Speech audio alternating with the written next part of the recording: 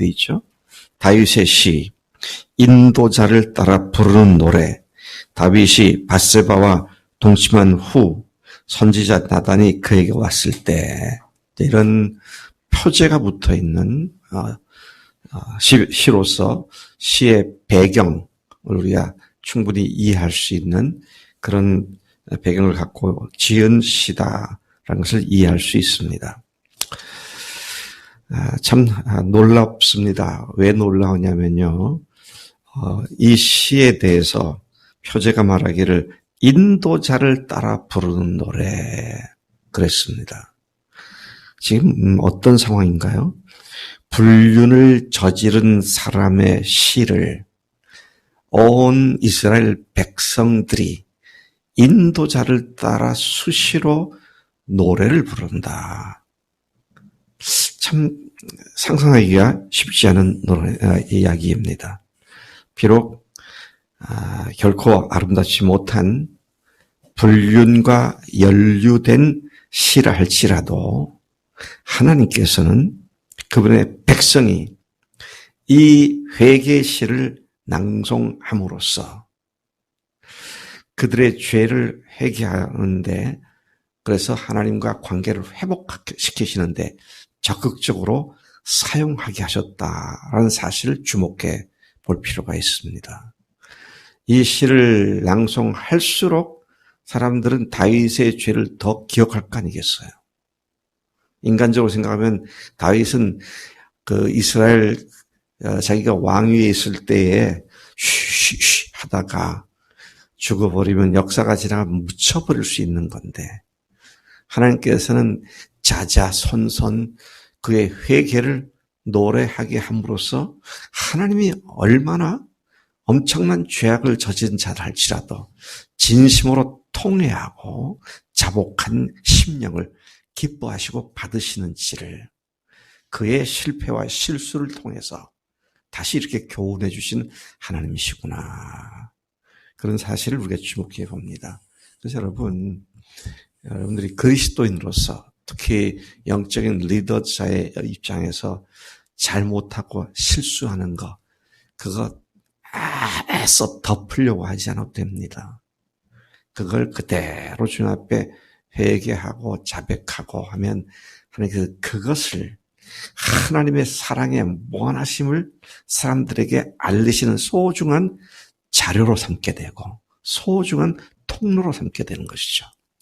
오늘 다윗이 위대하다는 이유가 바로 여기에 있다고 생각을 합니다. 그는 이 시에서 보면 뒤에 나오겠습니다만 자기의 잘못을 용서하신 하나님의 이 용서를 온 백성이 같이 나누면서 이 나라가 정말로 하나님께 바른 예배를 드리는 이 나라가 되게 해주십시오. 그런 기도를 하고 있어요. 참 놀랍다. 그런 생각을 하게 되는데, 핵심은 죄를 지은 자들이 하나님께 진심으로 통해 자복하고 중심으로 하나님께 돌아서면 하나님께서 어떤 제사보다도 어떤 번제보다도 기뻐하신다.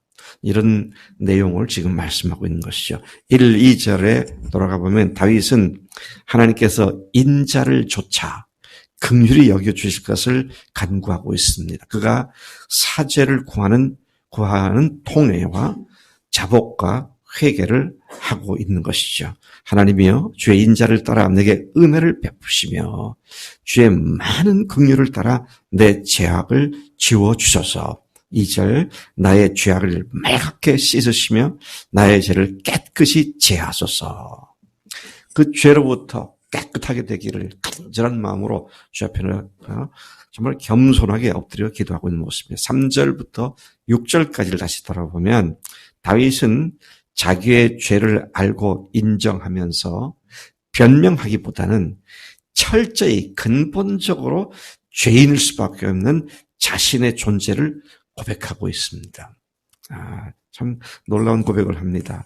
그런 자신이 하나님 앞에서 하나님께 범죄했음을 통회하는 마음으로 오직 하나님께서만 자신을 회복시켜 주시고 의롭다고 해주실 수 있는 분이시며 오직 주님께서만 순전하게 만들어줄 수 있는 분이시라고 주 앞에 매달려 기도하는 그런 모습을 보여주고 있습니다.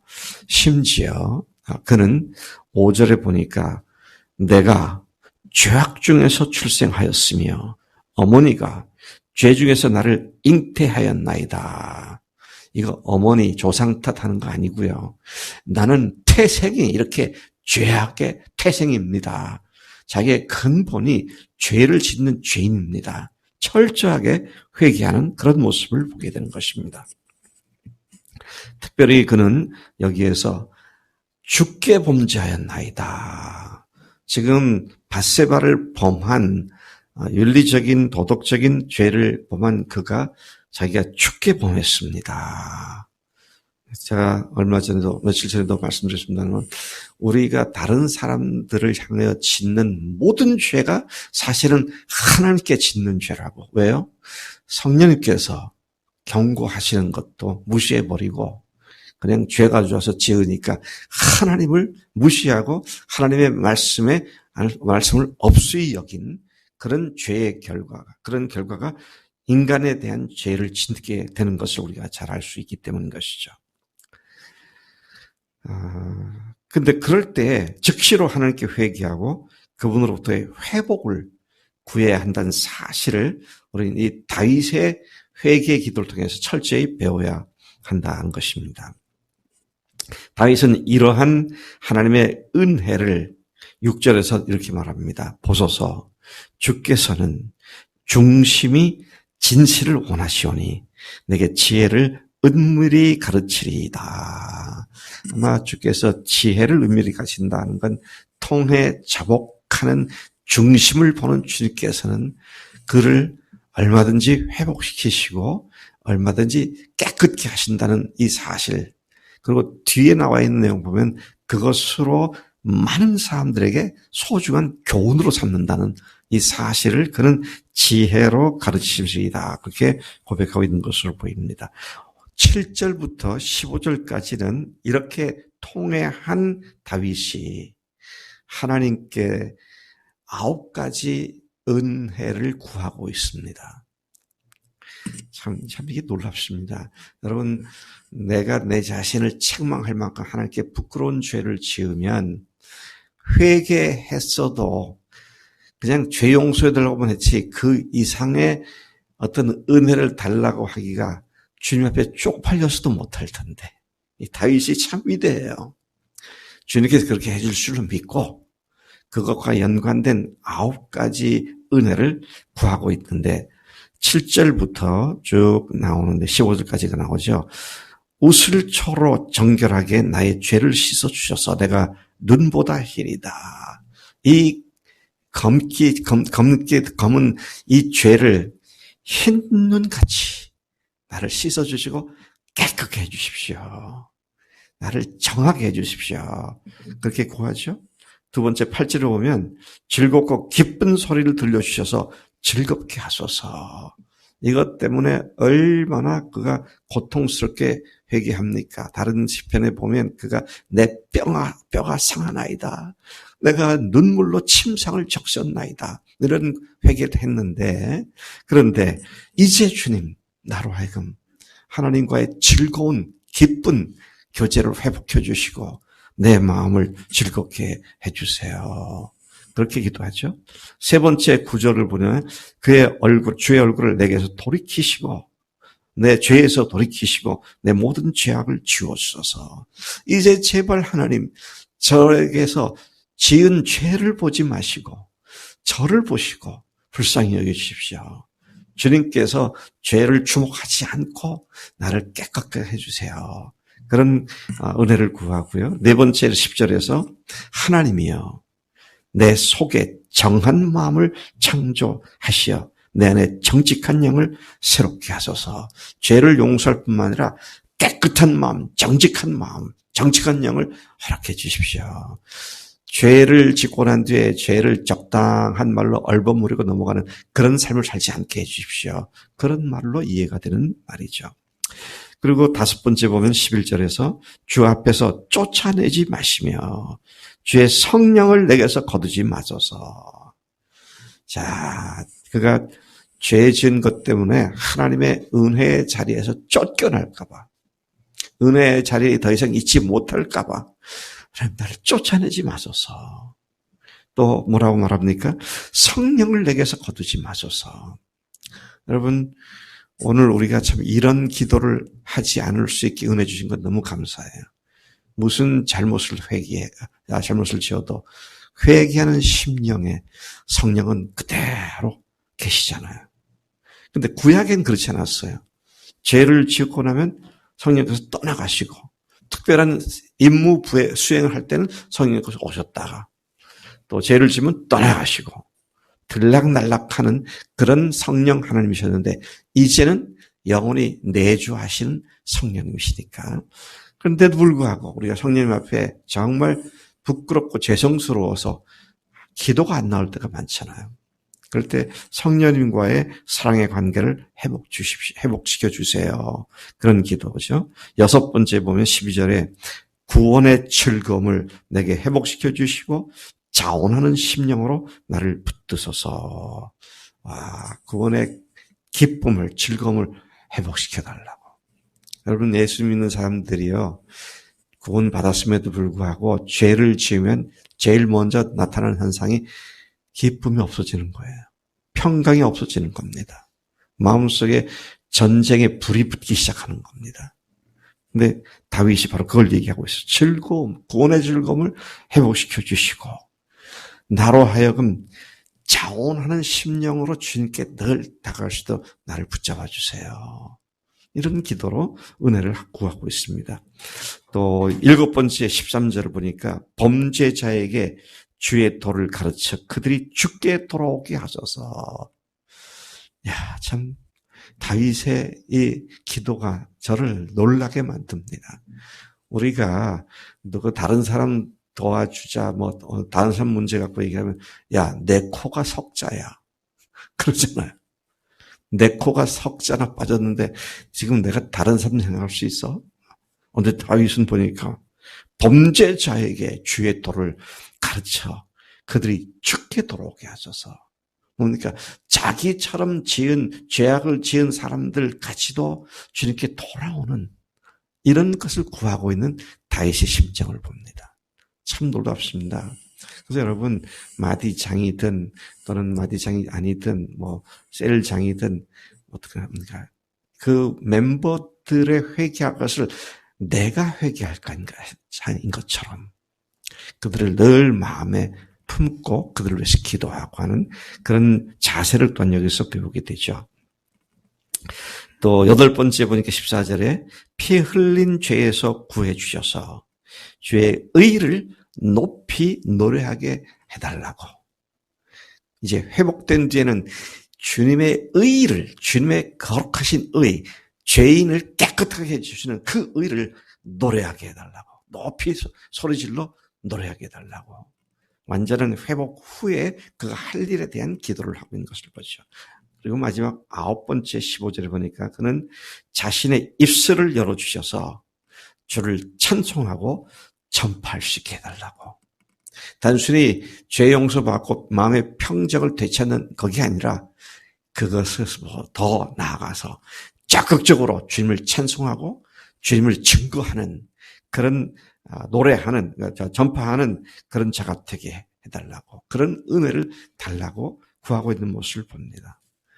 참 감사합니다. 뭐가 감사해요? 우리가 이렇게 9가지 기도를 구체적으로 못해도 주님은 항상 이 은혜의 자리로 우리를 이끄신 줄로 믿습니다.